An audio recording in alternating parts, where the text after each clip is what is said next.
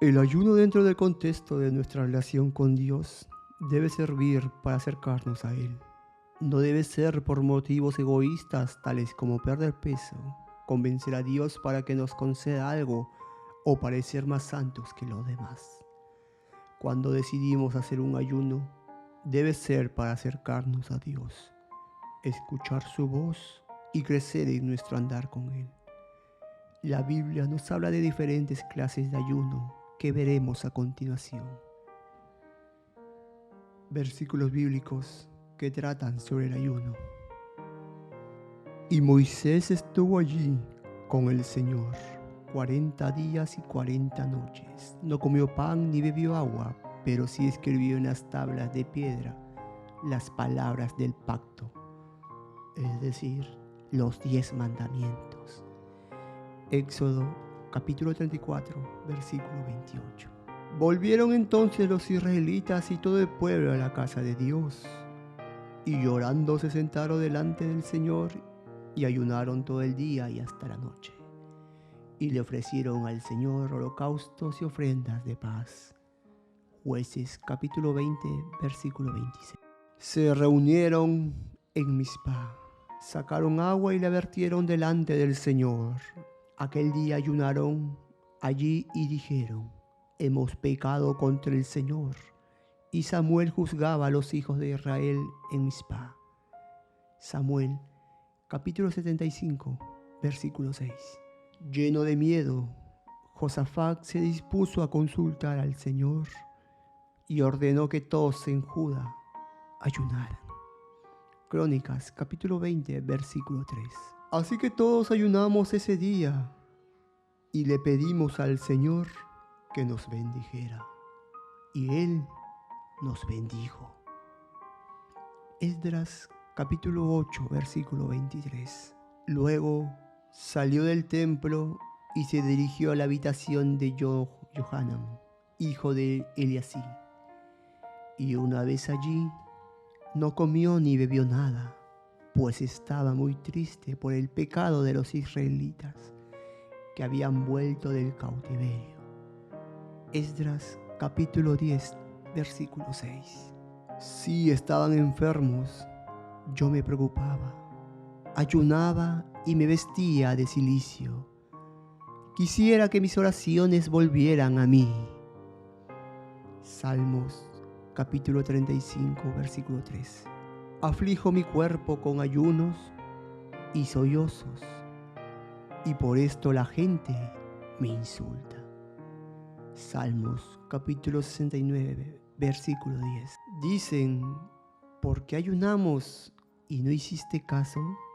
¿Por qué afligimos nuestras almas y no te diste por aludido?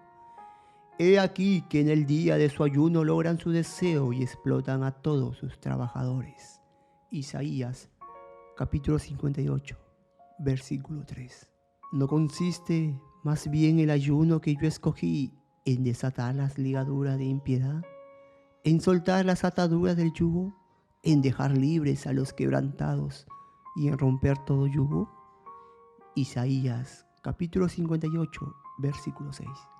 No comí ningún manjar delicado, ni carne, ni tomé vino, ni me apliqué ningún perfume, hasta que se cumplieron las 3 semanas.